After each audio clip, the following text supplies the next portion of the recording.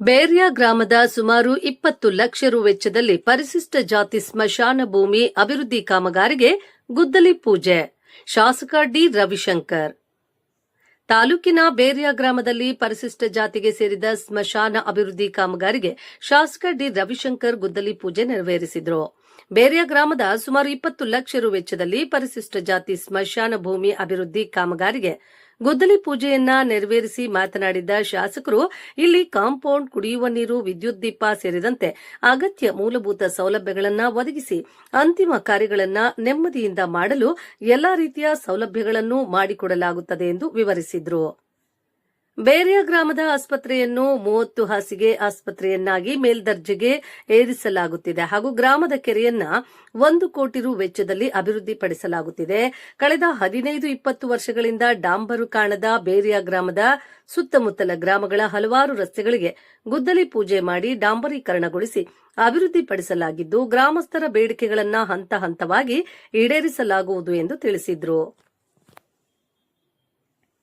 ಬೇರ್ಯ ಗ್ರಾಮಸ್ಥರ ಹಲವು ದಿನಗಳ ಬೇಡಿಕೆಯಾದ ಬೇರ್ಯ ಗ್ರಾಮವನ್ನು ಹೋಬಳಿಯನ್ನಾಗಿ ಮಾಡಲು ಸರ್ಕಾರಕ್ಕೆ ಪತ್ರದ ಮುಖಾಂತರ ಮನವಿ ಸಲ್ಲಿಸಲಾಗಿದ್ದು, ಅತಿ ಶೀಘ್ರದಲ್ಲಿ ಬೇರ್ಯ ಹೋಬಳಿಯನ್ನಾಗಿ ಮಾಡುವುದಾಗಿ ಸರ್ಕಾರದಿಂದ ಭರವಸೆ ಸಿಕ್ಕಿದೆ ಎಂದು ತಿಳಿಸಿದರು.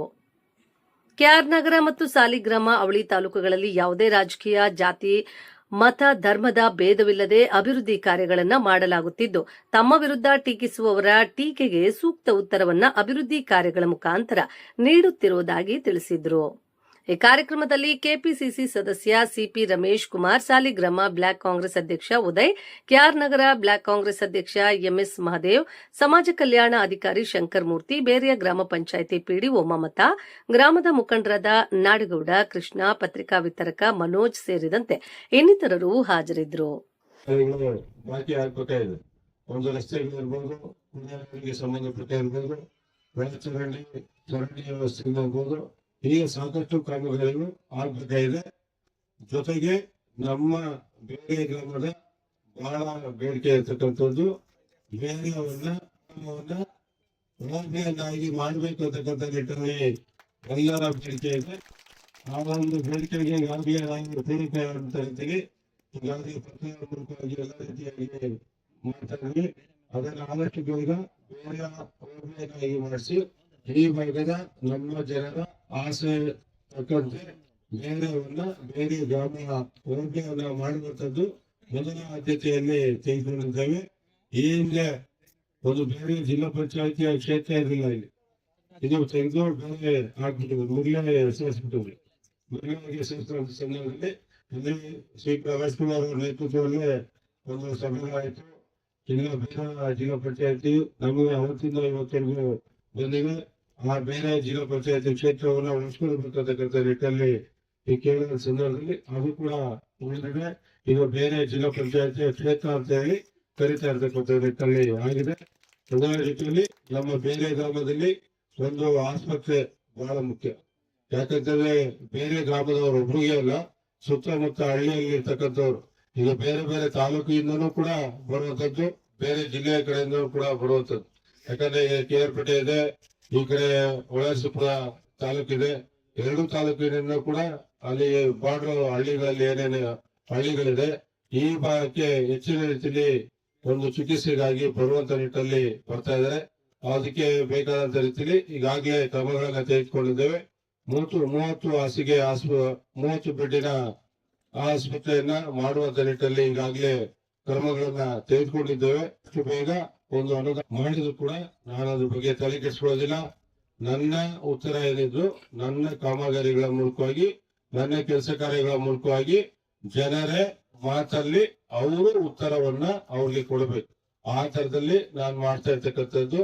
ನಾನು ಯಾರೇ ಟೀಕೆ ಮಾಡಿದ್ರು ನಾನು ಈಗಾಗಲೇ ಹೇಳಿದ್ದೇನೆ, ಕೆಲವು ದಿನಗಳ ಹಿಂದೆ ಅವ್ರು ಟೀಕೆ ಮಾಡಿದ್ವಿ, ನಮ್ಗೆ ಅದು ಆಶೀರ್ವಾದ ಇದ್ದಾಗೆ ಇನ್ನಷ್ಟು ಹೆಚ್ಚಿನ ರೀತಿಯಲ್ಲಿ ಹುಮ್ಮಸ್ ಬರುತ್ತೆ, ಇನ್ನಷ್ಟು ಕೆಲಸ ಕಾರ್ಯಗಳು ಮಾಡ್ಬೇಕಂತ ಉತ್ತೇಜನ ಬರುತ್ತೆ ಅಂತಕ್ಕಂಥ ನಿಟ್ಟಿನಲ್ಲಿ ನಾನು ಹೇಳಿದ್ದೇನೆ.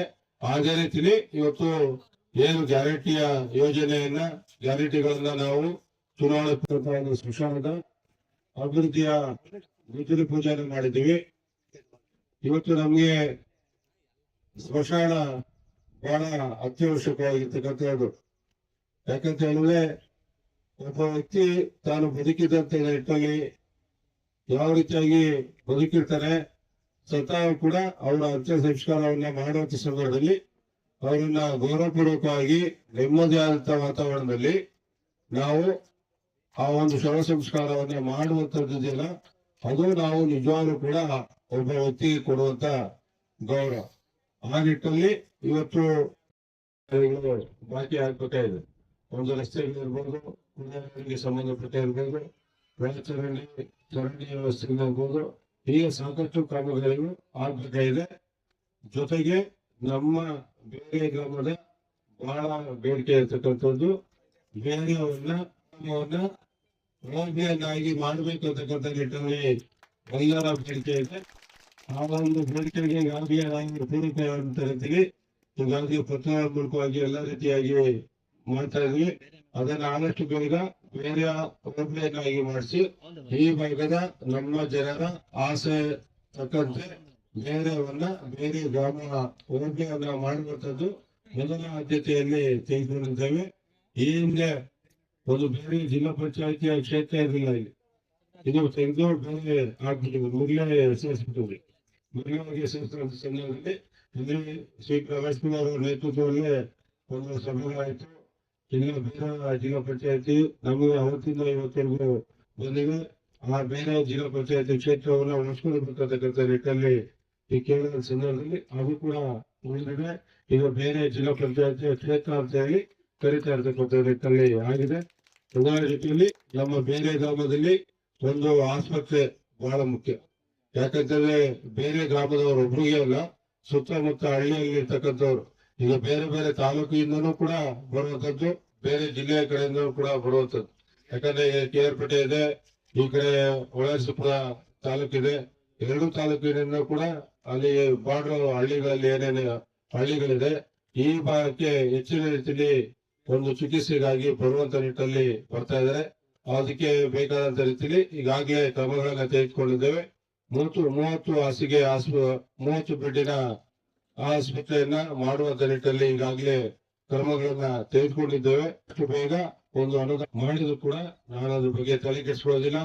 ನನ್ನ ಉತ್ತರ ಏನಿದ್ರು ನನ್ನ ಕಾಮಗಾರಿಗಳ ಮೂಲಕವಾಗಿ, ನನ್ನ ಕೆಲಸ ಕಾರ್ಯಗಳ ಮೂಲಕವಾಗಿ ಜನರೇ ಮಾತಲ್ಲಿ ಅವರು ಉತ್ತರವನ್ನ ಅವ್ರಿಗೆ ಕೊಡಬೇಕು. ಆ ತರದಲ್ಲಿ ನಾನು ಮಾಡ್ತಾ ಇರ್ತಕ್ಕಂಥದ್ದು. ನಾನು ಯಾರೇ ಟೀಕೆ ಮಾಡಿದ್ರು ನಾನು ಈಗಾಗಲೇ ಹೇಳಿದ್ದೇನೆ ಕೆಲವು ದಿನಗಳ ಹಿಂದೆ, ಅವ್ರು ಟೀಕೆ ಮಾಡಿದ್ಲಿ ನಮ್ಗೆ ಅದು ಆಶೀರ್ವಾದ ಇದ್ದಾಗಿ ಇನ್ನಷ್ಟು ಹೆಚ್ಚಿನ ರೀತಿ